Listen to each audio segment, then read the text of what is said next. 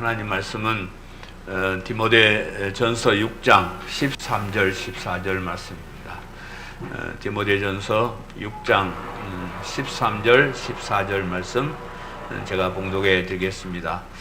만물을 살게 하신 하나님 앞과 본디오 빌라도를 향하여 선한 증언을 하신 그리스도 예수 앞에서 내가 너를 명하노니 우리 주 예수 그리스도께서 나타나실 때까지 흠도 없고 책망받을 것도 없이 이 명령을 지키라. 아멘.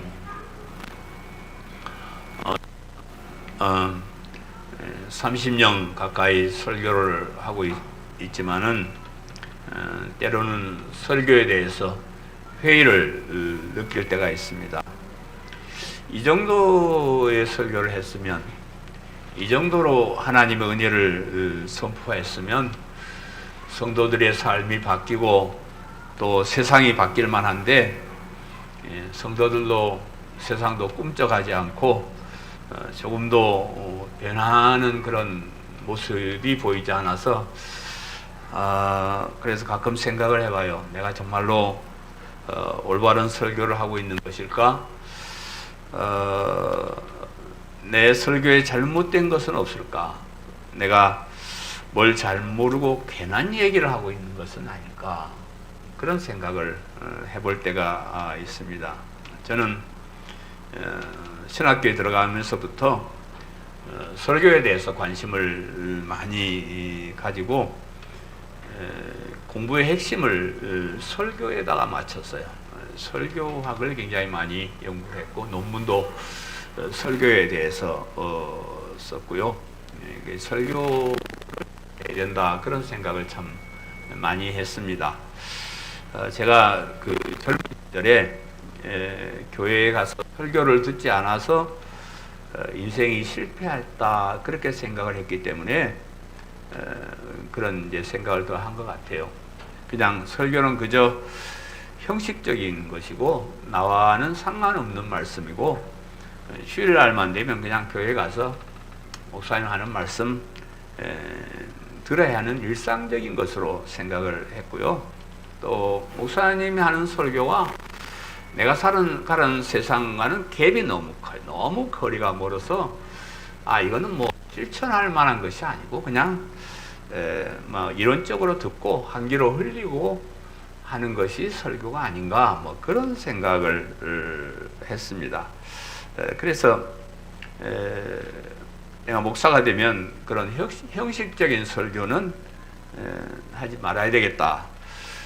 들으나 마나한 설교가 아니고 정말로 성도들에게 꼭 필요한 것을 전하고 또 성도들도 제가 하는 설교를 듣고 감동을 받고 또 삶이 변화되고 진정한 그리스도인이 되게 하는 그런 진짜 설교를 좀 해봐야 되겠다 하는 그런 생각을 했습니다. 그래서 계속해서 공부하고 연구하고 또 지금도 바른 설교를 해서 제가 책을 많이 보면서 연구를 합니다. 또 그동안 우리 선배들이 어떤 설교를 했는가 하는 그런 설교의 역사를 살펴보기도 하고 그래서 여러 분야로 점검을 하면서 바른 설교를 해야 되겠다는 그런 마음을 아직도 가지고 노력을 하고 있습니다.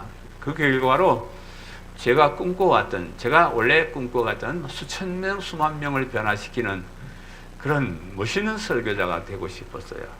그건 제가 그게 내가 맡은 달란트는 아니구나. 이제 그거는 포기는 했는데, 그 성경의 핵심을 바르게 선포하는 그런 설교는 하게 되었다 하는 그런 자부심을 갖습니다.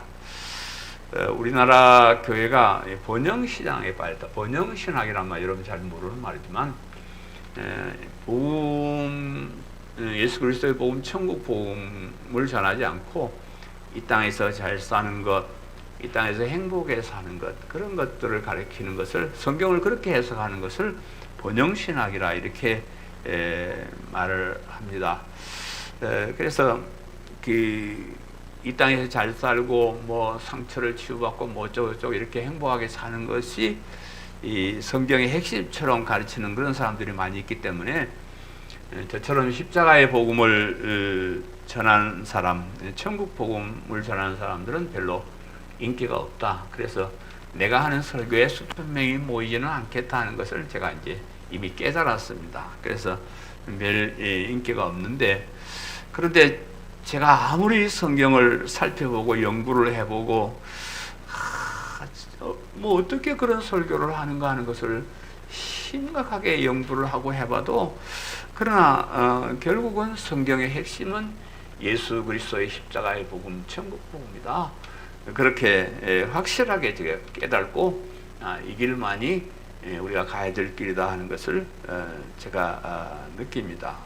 인간은 구원을 받아야만 하는 죄인들이고, 그 죄에서 구원받는 유일한 길은 예수님을 그리스도로 믿는 이것밖에 없기 때문에 우리가 성경을 통해서 구원을 받는다 그러면 성경을 통해서 예수 그리스도의 십자가의 그 의미를 알고 그 복음을 알고 그것을 믿고 따르는 것이 우리가 알아야 할 가장 소중한 진리라는 것입니다. 우리나라가 그 영국에서 신앙생활 잘하기 위해서 미국으로 건너간 청교도들의 신앙을 우리가 물려받았어요. 그래서 정말로 올바른 그런 어떤 신학을 우리가 잘 받았는데요. 뭐 사실은 그 청교도 신앙도 하면서 많이 변질되었다 이렇게 생각합니다. 그래서 원래 청교도들이 가졌던 그런 신앙의 핵심이 많이 변질돼서 우리나라에 이렇게 건너오고 하는 것을 이렇게 보는데, 원래 청교도 설교자가 전하는 설교의 주제 또는 내용은 예수 그리스도였습니다. 예수 그리스도이며 또는 그리스도에게로 나아가는 길을 열어서 그리스도에게로 이끄는 것이다. 이렇게 얘기를 합니다.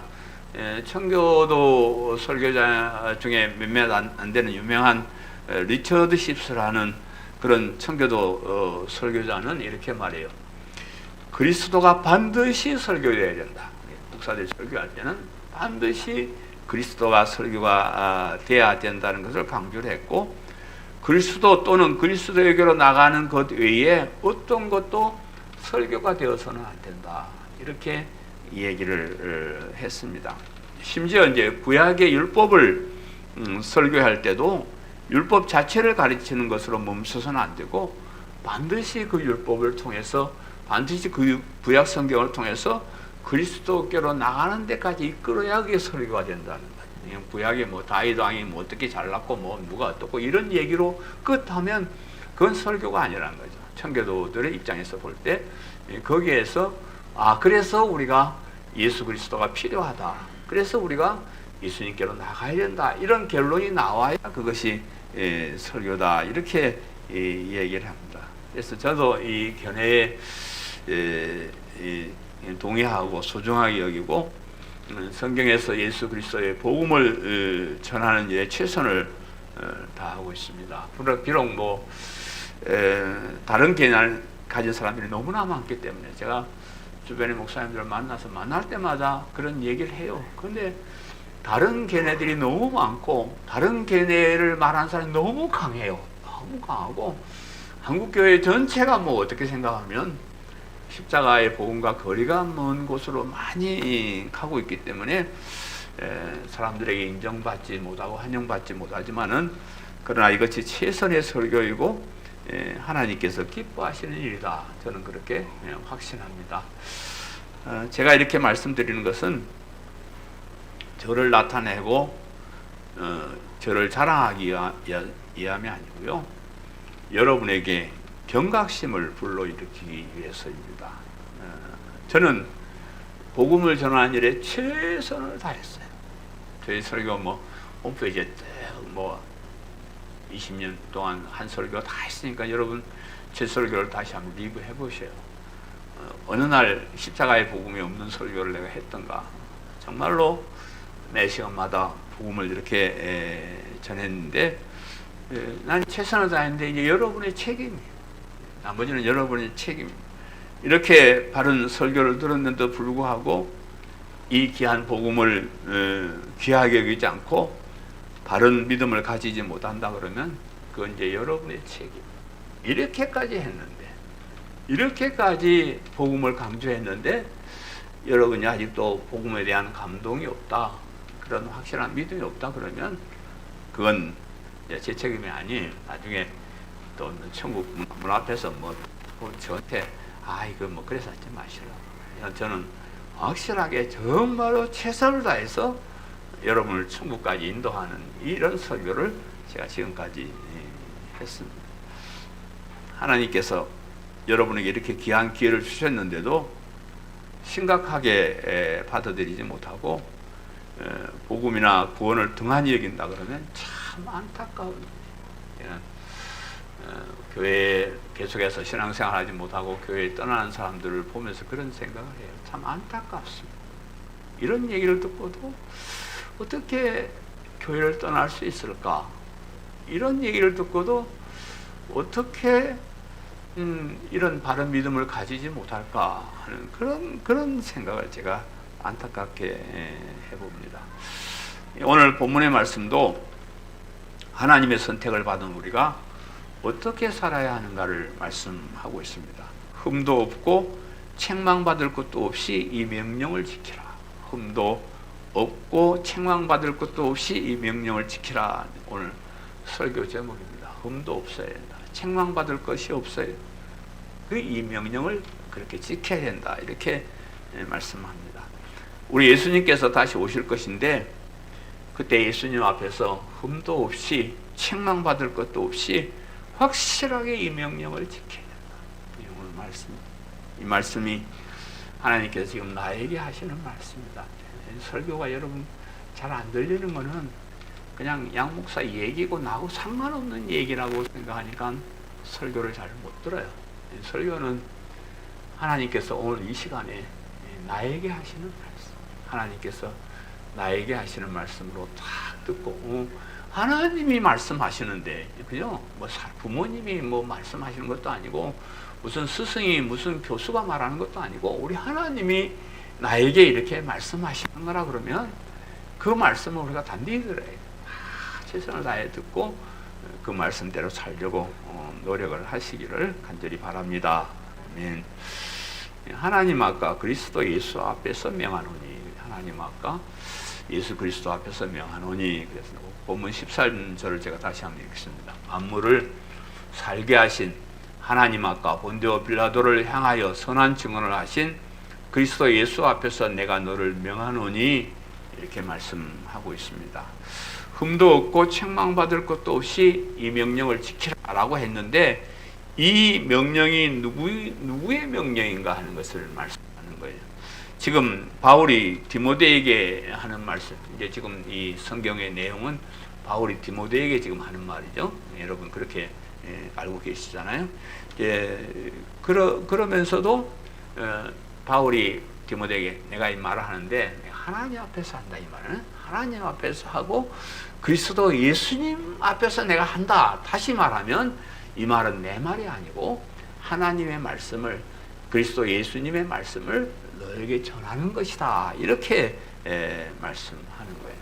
그러면서도 우리가 성경에 대한 모든 우리가 어떤 개념은 성경에 있는 모든 말씀이 옛날 그 시절 그분들에게 하는 말씀이면서 동시에 지금 나에게 하시는 말씀으로 우리가 있습니다. 그죠? 그렇기 때문에 디모데에게 하시는 이 말씀이 오늘 저와 여러분, 우리 하나님께서, 그리스도 예수님께서 우리에게 하시는 말씀으로 드려야 된다 하는 거죠. 만물을 살게 하신 하나님 아까 우리 하나님을 소개하면서 그 앞에다가 만물을 살게 하신 하나님, 이렇게 이제 토를 이렇게 붙여서 이 얘기를 해요. 우리 하나님께서 천지 만물을 창조하시고 만물에게 생명을 주시는 분이다. 생명을 주셨을 뿐만 아니라 그 생명을 보존하시는 분이고 모든 살리기도 하시고 죽이기도 하시는 그런 분이 우리 하나님이다. 그 말이에요. 세상 사람들은, 어리석은 사람들은 그냥 어쩌다가 우연히 생명을 가지고 이 세상에 태어나서 열심히 목숨을 지키기 위해서 노력하다가 운이 닿으면 죽는다. 뭐 이렇게 이제 보통 사람들이 생각을 합니다. 그러나 우리는 하나님께서 우리에게 생명을 주셨다. 그렇게 믿고요. 이 세상에 사람의 생명을 가지고 태어나게 하시고 또 하나님의 뜻에 따라서 살기도 하고 죽기도 한다 하는 것을 우리가 믿는 그런 사람. 여러분 그렇게 믿으시죠? 그렇게 안 믿은 사람 집에 가셔도 돼요. 여기는 그런 사람.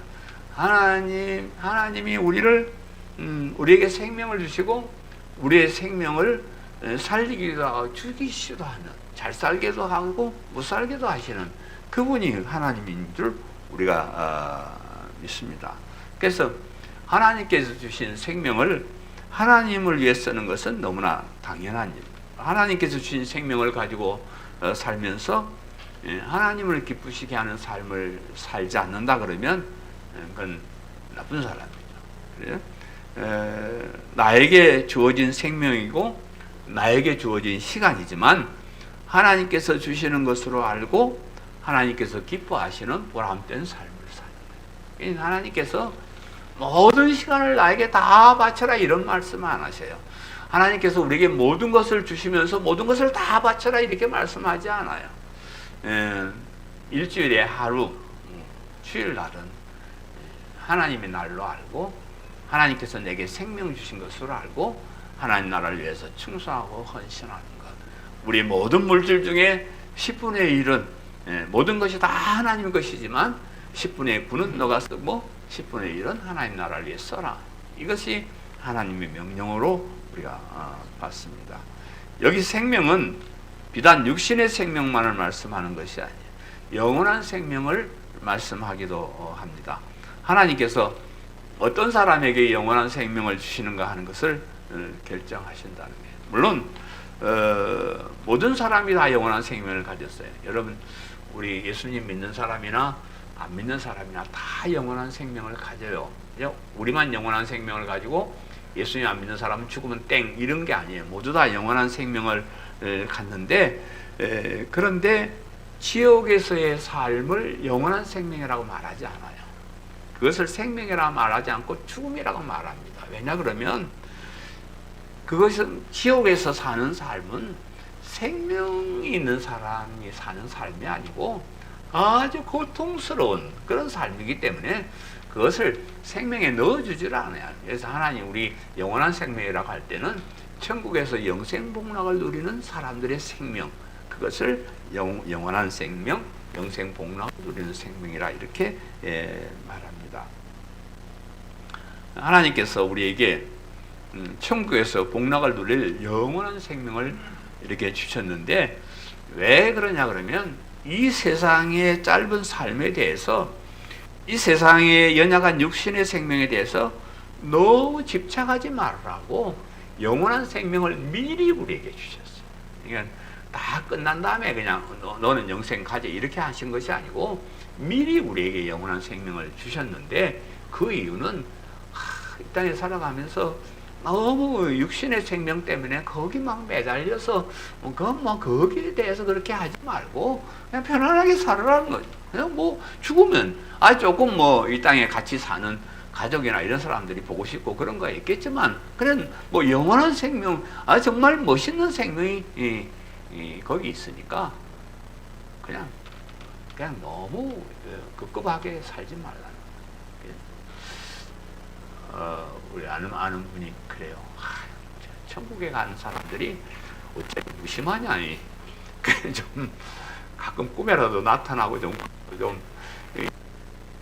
해주면 좋을 텐데 왜 이렇게 무심하게 그렇게 연락도 없고 그럴까? 그 사람들이요 너무 살기 좋아가지고요 세상 일은 다 잊어버렸어. 예? 너무 거기가 좋으니까.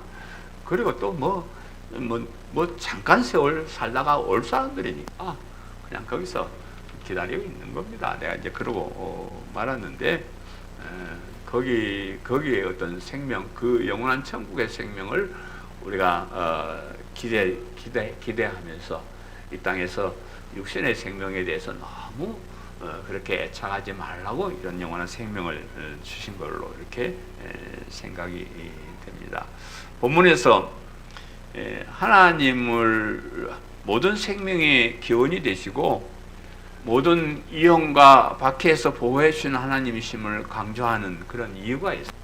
그러면 지금 디모데를 위시한 복음 사역자들에게 생명의 위협을 하는 세력들이 많이 있었어요.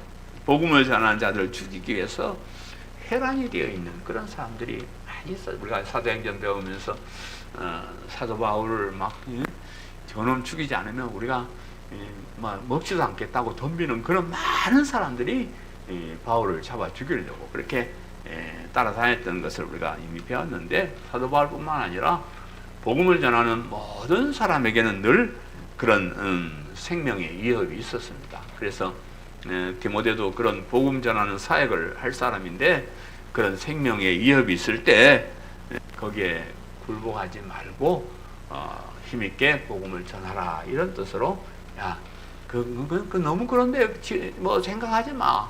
우리에게 생명을 주시는 하나님이야. 죽게도 살기도 하시는 분 우리 하나님이니까 세상 사람들에게 너무 거기 뭐 하지 말라, 이런 뜻으로 얘기하는데, 우리 예수님께서도 제자들에게 말씀하시기를 몸은 죽여도 영혼은 능히 죽이지 못하는 자들을 두려워하지 말고 오직 몸과 영혼을 능히 지옥에 멸하실 수 있는 이를 두려워하라 그랬어요. 이 세상 살면서 육신의 생명 갖고 좌우하는 그런 거 두려워하지 말고 우리의 영원한 생명을 주실 그 하나님을 두려워하는 마음으로 살아야 된다, 그런 말씀.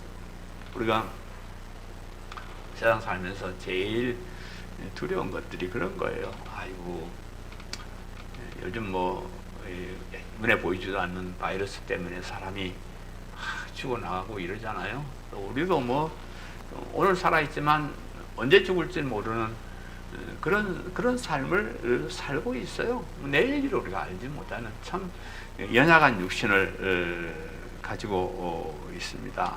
또 뭐 예수 믿는다고 해가지고 세상 사람들에게 또 핍박을 받고 모욕을 당하고 비웃음을 당하기도 하고요.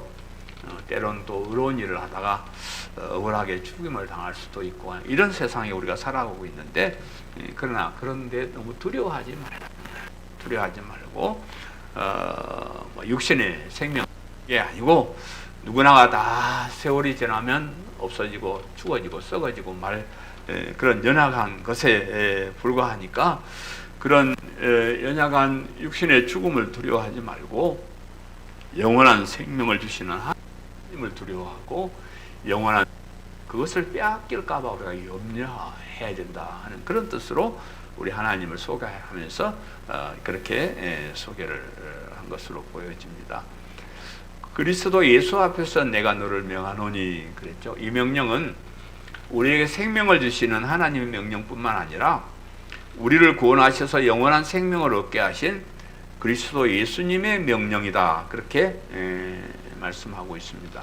예수님은 우리에게 영원한 생명을 주시기 위해서 자신의 육신의 생명을 바친 그런 분이죠. 우리도 예수님을 따라서 영원한 생명을 위해서 육신의 생명도 바칠 그런 각오를 하고 예수님의 명령을 따르라, 이러한 말씀입니다. 특별히 예수님을 본디오 빌라도를 향하여 선한 증언을 하신 그리스도 예수님, 이렇게 이제 소개를 하는데, 당시 이제 빌라도는 로마 총독으로서 예수님을 사형에 처할 수도 있고 그냥 무죄 방면할 수도 있는 그런 권력을 가진 그런 사람입니다. 그래서 그런 사람 앞에 서면 어떻게 해요? 뭐 조금 잘 보여가지고 그거는 별거 아니고 사람들이 오해해서 그런 거니까 뭐 별거 아닙니다, 이렇게 이제 변명을 할 수도 있지만은, 그러나 그런 빌라도 앞에서 당당하게 증언을 하셨다, 이렇게 말씀합니다. 오늘 본문에는 기록되어 있지 않지만은 요한복음 18장에 보면은 그 역사적인 예수님께서 빌라도 앞에 당당하게 말씀하시는 그런 장면을 기록하고 있는데, 이에 빌라도가 다시 관정에 들어가 예수를 불러 이르되 네가 유대인의 왕이냐, 이렇게 이제 신문을 했습니다. 이 질문에 예수님께서 대답하시기를 내 말과 같이 내가 왕이니라. 내가 이를 위하여 태어났으며 이를 위하여 세상에 왔나니 곧 진리에 대하여 증언하라 함이로다. 무릇 진리에 속한 자는 내 음성을 듣느니라. 대답을 하셨습니다. 이제 유대인들이 예수님 제목이 없으니까 이 사람이 자칭 자기가 왕이라 이런다 이렇게 해가지고 예수님을 고발했는데, 예수님께서 당당하게 말씀하셔요. 내 나라는 뭐 이 세상에 속한 것은 아니지만 내가 왕인 건 확실하다. 나는 이 세상의 왕이 아니고 만왕의 왕이고 영원한 왕이다. 이렇게 이제 확실하게 증언을 하셔요. 그래서 우리 예수님의 죽음은 이미 정해진 거고요. 예수님께서 스스로 이렇게 이 길을 택하신 분이기 때문에 죽음을 두려워하지 않습니다. 오히려 예수님이 십자가에 죽으시는 것은 많은 하나님의 자녀들을 살리는 그런 길임을 아셨기 때문에 그렇게 당당하게 말씀을 하셨습니다. 우리의 생명도, 육신의 생명은 죽음이 예정되어 있는 그런 생명이에요. 어차피 꼭 죽는 거예요. 제가 소원이 있기를, 내가 죽기 전에 우리 예수님 다시 왔으면 좋겠다. 그러면 우리가 죽음을 보지 않고 다시 살 수가 있어요. 그죠? 그게 이제 소원이긴 한데 그렇게 잘 될 것 같지는 않고, 어쨌든 우리의 생명은 한 번 다 죽는 겁니다. 죽고 난 다음에 영원한 생명을 주시는 우리 하나님, 또 그 생명을 주시기에 십자가에 죽으신 그 예수 그리스도, 그분들의 명령을 우리가 들어야 된다 이 말이죠. 그죠? 뭐 그런 거 희생 헌신 없이, 그렇게 우리에게 좋은 거 주는 거 없이 그냥 야 내 말 들어 뭐 이러면 우리가 도망가기도 하고 안 듣기도 하고 그러지만, 이렇게 우리에게 생명도 주시고 영원한 생명도 주시고 그 생명을 위해서 자기 생명을 버리신 이런 하나님, 이런 예수 그리스도님께서 명령을 하셨을 때 그 명령을 우리가 거부해서 되겠냐 이 말이에요. 끝까지 따라야 된다. 우리 주 예수 그리스도께서 나타나실 때까지 이 명령을 지키라. 우리 이 명령을 언제까지 지키냐 그러면 우리 주 예수 그리스도께서 나타나실 때까지 이 명령을 지켜라. 그렇게 말씀해요. 본문 14절에 우리 주 예수 그리스도께서 나타나실 때까지 흠도 없고 책망받을 것도 없이 이 명령을 지키라. 그랬습니다.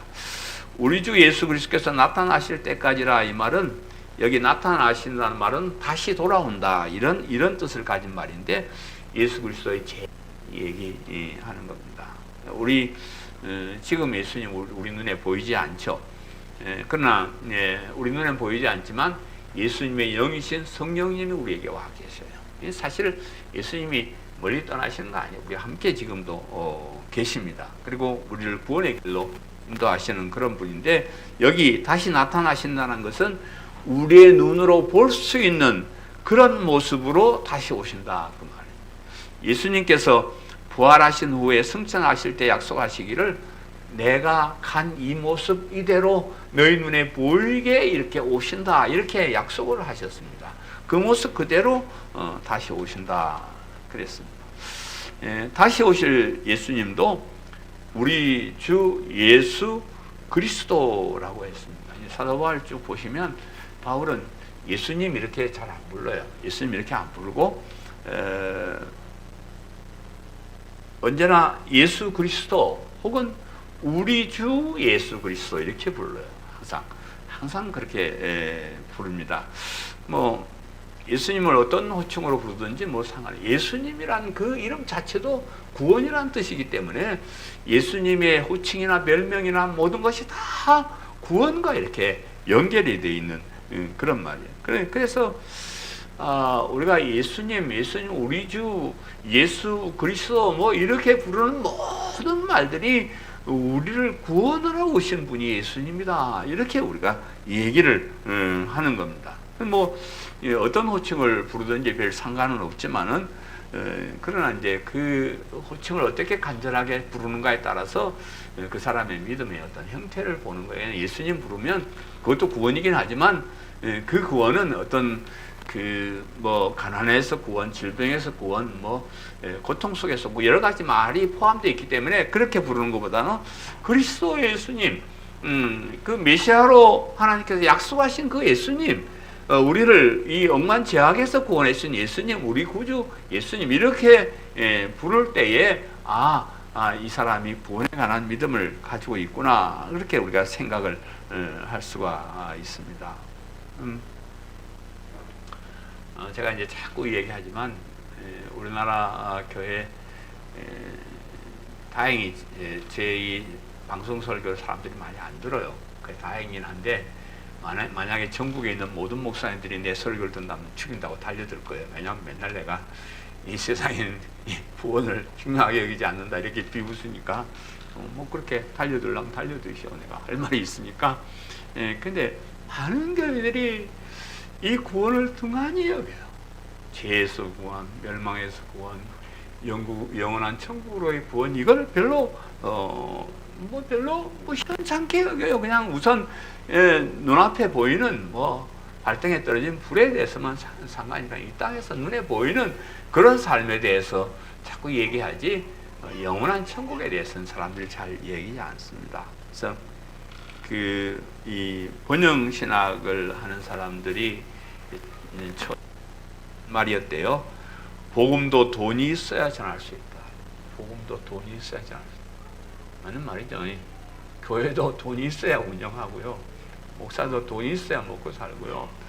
그런 말을 하면서 이 세상에서 부자가 되어야 한다는 번영신학의 영향을 많이 받아서 예수님을 믿기는 하되 그런 세상에서 물질의 복을 받게 해주는 분으로 믿는 사람들이 많아졌어요. 우리 순복음교회를 통해서 우리가 배운 것은 이 번영신학, 이 땅에서 잘 먹고 잘 사는 거, 그런 것을 우리가 많이 배웠어요. 그래서 장로교회 목사님들도 순복음 장로교회 목사라고 자칭 그러고 다니는 사람 많아요. 그냥 천국 복음, 십자가의 복음을 만전한다는 거예요. 그냥 순복음교회식으로 이 땅에서 잘 사는 그런 복음을 전하겠다 이렇게 말해요. 거기다가 그것도 복음도 아니고 지들은 순복음이라 그러는데 그 가짜 복음을 순복음을 갖다 붙였다는 건 내가 이해가 안 돼. 이해가 안 됩니다. 이게 가짜일수록 앞에다가 진짜를 많이 붙인다 그래요. 참기름이 가짜가 참 많은데 진짜 정말 참 참기름이라 이렇게 이제 말을 한다는데 가짜가 많으니까 그냥 복음에 가짜가 많으니까 지들이 가짜이면서 순복음이라 갖다 이제 붙였는데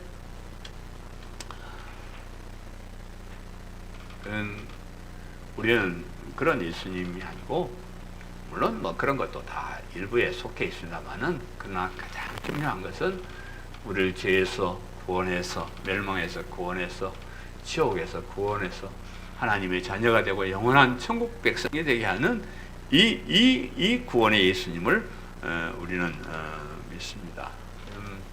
요즘 보면 엉뚱하게 인간을 구원자로 믿는 사람들이 많이 있는데 이단의 교주를 구원자로 믿고 따르는 사람들이 많이 있습니다. 그들은 하나님께서 보내신 메시아가 아니에요. 자기 스스로 자칭 어느 날 갑자기 지가 구원자라고 외치는 거지 하나님이 보내시거나 하나님 뜻을 따르는 그런 사람들이 아닙니다. 하나님이시며 하나님께서 보내신 분, 그분을 메시아라 그러고 그분을 그리스도라 그래요. 그래 그리스도 예수님 그렇게 말하면 단순한 구원자가 아니고 하나님께서 약속하신 보내시겠다고 약속하신 그 구원자 예수님, 그분이 바로 하나님이시며 구원자가 되시는 분이다 하는 그런 그리스도 예수님, 우리 주 예수, 그리스도 예수 그런 말에 그러한 뜻들이 다 숨어 있다. 그런 우리 다시 오실 예수님도 우리의 구주로 그리스도로 오십니다. 세상 사람들에게는 심판자로 오시지만 우리에게는 구원자로 오신다. 세상 사람들, 예수님 안 믿는 사람들에게는 심판을 할 심판주로 오시고 우리에게는 구원자로 오시는데 이런 정도 되면 우리는 진짜 봉잡았어.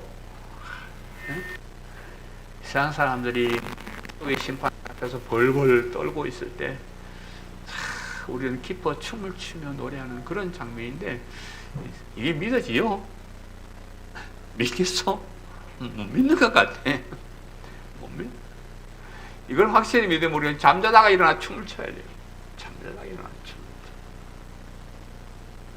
춰. 아니 세상에서 누구한테 불려가서 꾸지람을 받거나 뭐 세상 재판장에 나가도 뭐 벌벌벌 떨 텐데, 만왕의 왕이신 그 재판장이신 예수님 앞에서 그동안 예수님 핍박하고 비난하고 하는 모든 일들에 대해서 재판을 받는데 어쩌려고 저 사람들이 저렇게 사는지 모르겠어요.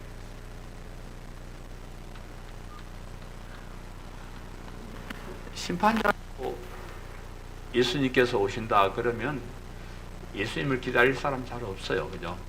심판자로 오는데 뭘 세상 사람들이 심판으로 오는데 그런 일은 없다. 죽어도 없다는 거예요. 지가 없다고 없어. 죽어도 없다는 겁니다. 오면 안 되니까. 오면 큰일 나죠. 정말로 이게 사실이면 이 세상 사람들은 난리 난 거다. 진짜. 우리 예수님은 우리를 구원할 구주로 다시 오시고요.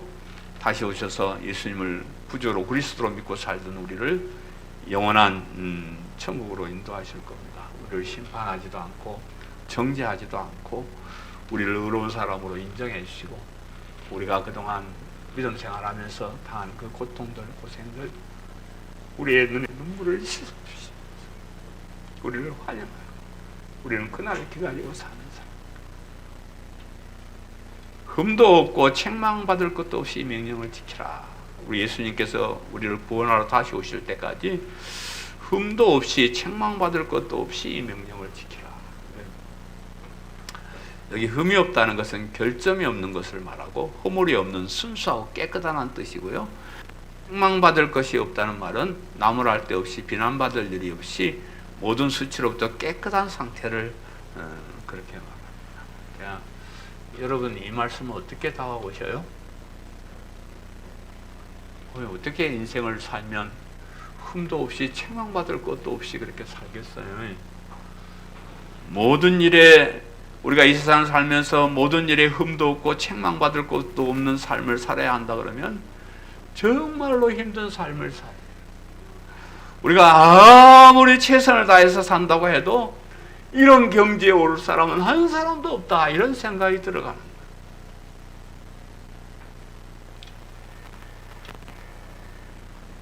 물론 우리 기독교인이라 그러면 흠도 없이 책망받을 것도 없이 깨끗한 삶을 모든 삶에 그렇게 살으려고 우리가 노력을 해야 될 것입니다. 그런데 다행스러운 건 그것이 구원의 조건이 아니다는 거예요. 흠도 없이 깨끗한 모든 일에 흠도 없이 책망받을 것이 없는 삶을 산 사람은 내가 구원해 주겠다. 이런 조건이 붙어 있지 않다는 것이 너무 다행스러워요. 또 모든 일에 우리가 살아가는 모든 일 하나하나에 다 흠도 없이 깨끗한 삶을 살아야 된다 이러면 참 너무 우리가 힘든 삶을 살아야 되는데 그런데 다행스럽게도 모든 면에 흠이 없고 책망받을 일을 하지 말라는 명령은 아닌 것 같다. 여기 말씀하신 것은 바로 앞 11절 12절의 말씀을 얘기하는 것으로 보여집니다. 11절 12절에 기록된 그 명령을 말씀하시는 건데 믿음의 선한 싸움을 싸우라 하는 거예요. 믿음의 선한 싸움을 싸우라는 이 명령을 지키라고 말이에요. 믿음의 선한 싸움을 싸워서 영생을 취하라는 명령이 하나님께서 그리스도 예수께서 우리에게 주신 그 명령이다 그 말이에요. 우리가 이 세상을 살면서 해야 할 일은 이 세상 사람들처럼 부자가 되려는 열망 때문에 시험과 올무와 어리석고 해로운 욕심에 떨어져서 파멸과 멸망에 빠지지 않는 거예요. 돈을 사랑하는 것이 일만하게 뿌리가 되는 것인데 그것을 알면서도 돈을 하나님보다 더 사랑해서 믿음에 떠나는 일은 하면 안 된다는 거예요. 우리가 세상에서 취해야 될 것은 아무것도 가지고 갈 수 없는 그런 세상의 것들이 아니고 얼마 살지도 못할 이 세상의 부귀영화가 아니고요. 영원한 천국을 향해서 살아야 되고 그 영생을 취하는 일에는 반드시 유일하게 필요한 예수님을 그리스도로 믿는 이 믿음을 지키기 위해서 싸워야 된다. 예수님을 그리스도로 믿는 일에 흠도 없이 책망받을 일도 없이 최선을 다해라, 이런 말씀. 이 믿음을 가지기 위해 싸우는 일에 조금 더 흠이 있거나 책망받을 일을 하지 말아야 한다. 이 믿음을 가지는 이 일은 세상에 그 어떤 것도 핑계거리가 될 수가 없습니다. 그 어떤 것에도 책임을 전가할 것이 없어요. 내가 예수님을 그리스도로 믿는데 누구 때문에 못 믿었다, 무엇 때문에 못 믿었다, 이런 핑계거리가 없는 거예요. 이거는 누구의 책임이다, 다른 사람의 책임이다, 전가할 것이 없는 거예요. 이것은 온전히 나의 책임이요. 예수님 믿는데, 예수님을 그리스도로 믿는데 누가 가리는 게 누가 있어? 누가 못하게 하는 누가 있어요? 못할 게 뭐 있어요? 힘들 게 뭐 있어요? 이것도 못해요. 그래서 예수님을 우리 주 그리스도 예수님으로 믿는 이 일에는 목숨을 걸고 싸우고, 이 일에 대해서 정말로 흠도 없이 책임도 없이 끝까지 싸워야 된다. 다른 건 다 몰라도 이 믿음을 가지지 못한 이 일에 대해서는 하나님이 엄중하게 책망을 하십니다. 이것만 우리가 최선을 다해서 하면, 처음 하니까 그렇네요. 네. 그래서 세상에 어떤 모든 일, 바쁘고 힘들고 어렵고 하는 그런 모든 일에는 다 우리가 하나님 이해가 하시고 하지만은 우리가 예수님을 믿는 일, 하나님께 나와서 감사하고 예배드리는 이런 일에만큼은 조금도 흠이 있어서는 안 된다는 거예요. 정말로 최선을 다해서 이 일을 지키시는 우리 성도님들 다 되시기를 간절히 바랍니다. 사랑하는 성도 여러분, 이 세상을 살아가면서 반드시 꼭 지켜야 할 것은 예수님을 그리스도로 믿는 믿음이라는 것을 잊지 마시기를 바랍니다. 이 믿음의 선한 싸움을 싸우라는 명령을 잊지 마시기를 바라요. 나름대로 그래도 우리가 싸움을 싸우듯이 믿음을 지키기 위한 이런 우리가 노력은 있어야 된다 하는 것을 기억하시기를 바라고요. 우리 주님께서 다시 오신다. 우리 주님께서 다시 오십니다.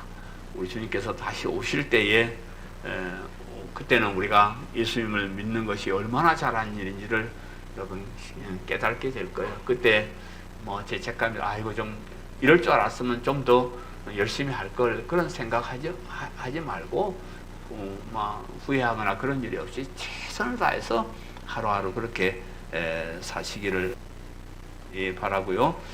어떤 고통이 온다 해도 이 믿음을 버리는 일은, 이것은 하나님께서 반드시 책망하시는 그런 일이라는 것을 기억하시기로, 이 믿음을 지키는 일에 흠도 없이 책망받을 것도 없이 최선을 다하는 우리 성도님들 되시기를 간절히 바랍니다.